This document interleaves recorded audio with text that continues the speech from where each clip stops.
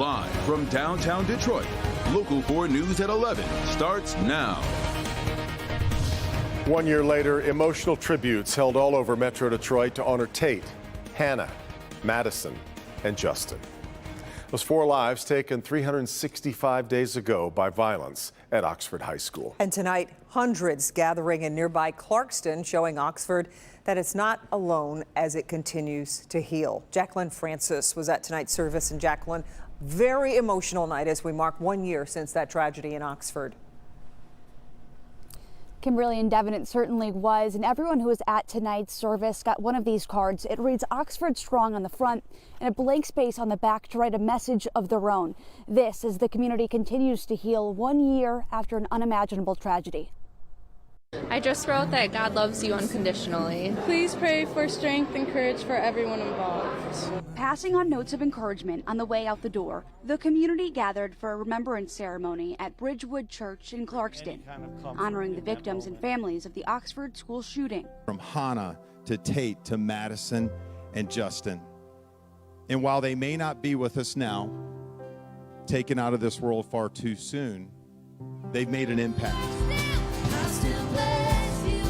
In between hymns, 2 Oxford students took the stage, sharing their day 1 year ago, as word spread that someone had opened fire in their school. I went underneath the table and we hid there for a while, and it was quiet for a minute until I put my head up against the wall, and then we knew it was real. I picked up my phone and I opened it, and there's just like messages just flooding my phone from my friends, like asking if I was okay. A moment of silence followed,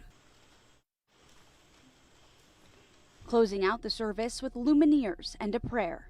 We can't pray enough for those families and the other families that were directly impacted. These filled out cards are headed to Oxford High School to provide comfort and support to the students and staff there. Reporting live in Clarkston, Jacqueline Francis, Local 4. Yeah, okay, Jacqueline, we appreciate it so much. And families in Oxford tonight honoring the 4 lives lost with luminaries all across the community, too. Tim Pamplin in Oxford, where those candles were lit for the entire night. Everywhere you drive in Oxford this evening, you see these lights lining the roads, sitting on porches. Families putting out these luminaries, over 20,000 of them handed out today. And at 7 o'clock, thousands of community members came out of their homes and switched them on. Here, the Schwartz family. The 2 young boys attend Oxford schools. Dad says 1 year later, the pain is as raw as it was back then. The community, you know, we lost a lot last year, and I think that we all need to come together as a community and pay tribute to the ones that we have lost and try and move ahead to what we can become. Businesses up and down M24, Lapeer Road, put the luminaries on their parking lot walls. Youngsters with high school ahead of them place their beacons of hope throughout the neighborhood.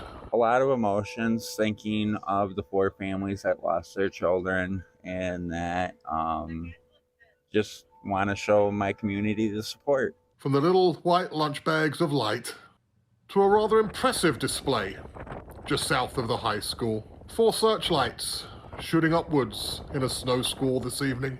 The man behind it, an Oxford dad. His children were in school that morning when the gunfire rang out.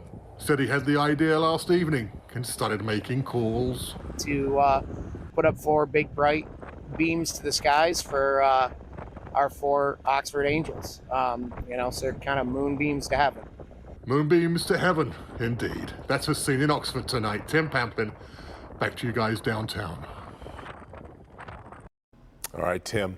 Earlier today on Local 4 Plus, our Christy McDonald anchored a special half hour of important stories revolving around the Oxford shooting and the 1 year anniversary, including how Oxford students have helped the community of Uvalde, Texas, recover from their mass shooting. If you missed it, you can still catch it on Local 4 Plus under the Local 4 Specials tab.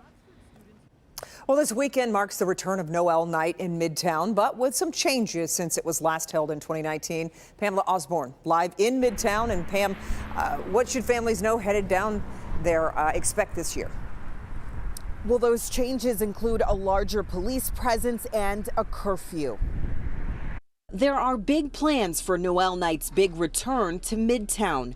Once again, visitors can expect to take in live music. There will be plenty of activities for the littles with an added emphasis on safety. The festival kicks off Saturday at 5 and goes until 10, but here's the thing. Anyone under the age of 18 must be accompanied by an adult after 8 p.m. There will also be more security and police to ensure this event stays the fun, family-friendly event organizers have planned for. There's been trouble in the past. In 2017, 4 teens were shot after some sort of dispute broke out. Then, just the other week, 2 teenagers were shot near the tree lighting at Campus Martius. We spoke to people who were out tonight enjoying the lights and feels of Christmas downtown. Here were their thoughts on the added security measures. It's a magical time of year, so everyone's trying to be out and everyone's trying to have fun. So if we can do whatever it takes to protect the people while they're out here, then we should be down for it. I think it would make it a bit safer. Yeah, if there's things that have happened, I think it's good to take measures just to keep everybody safe, so everybody can have a good time. Yeah. And the idea is to keep these groups of younger people from congregating around these events and hopefully make them just a little bit safer for everyone. Reporting live tonight in Midtown, I'm Pamela Osborne, Local 4. Yeah, hopefully it works okay. Pam, we appreciate it. A member of the Michigan State University Board of Trustees resigned today. Pat O'Keefe notified the governor's office and other MSU trustees that he feels he can no longer serve on the board. He cited displeasure with the ouster of a business school dean, as well as with the process for choosing an interim president. That following the resignation of Samuel Stanley Jr. O'Keefe still had 6 years left on his 8-year term. He was elected back in 2020. His sudden departure means his successor on the board will be picked by Governor Whitmer.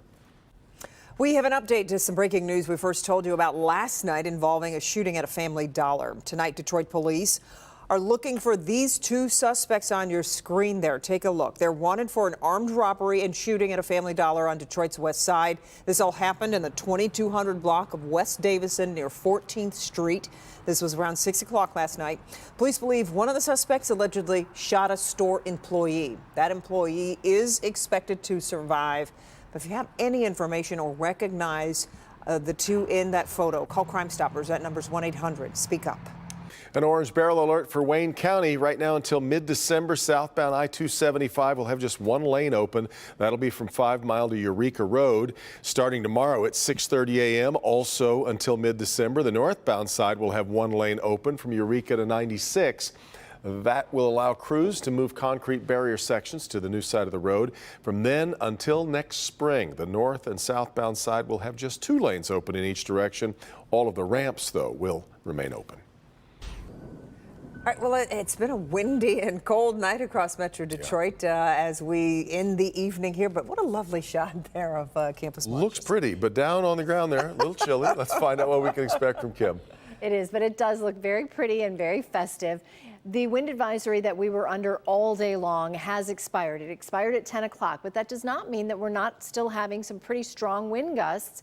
They just don't reach the criteria to issue an advisory. So right now we have wind gusts around 35 to 37 miles per hour in most areas. Metro is not reporting right now, but they had a wind gust earlier today near 50, a 48 mile per hour wind gust this afternoon reported at Metro Airport. 30 now is the temperature at Metro, 32 City Airport, 29 in Pontiac, 28 in Lapeer, and 31 in Mount Clemens. But that's not really how it feels because we're still having the gusty winds. The wind chills are in the teens pretty much everywhere you go. 15 in Pontiac feels like 17 in at Metro and 14 in Ann Arbor. For the daytime tomorrow, we start out cold, 26 degrees. We do reach a high of 36, but it will feel more like the 20s through most of the day because of those wind chills.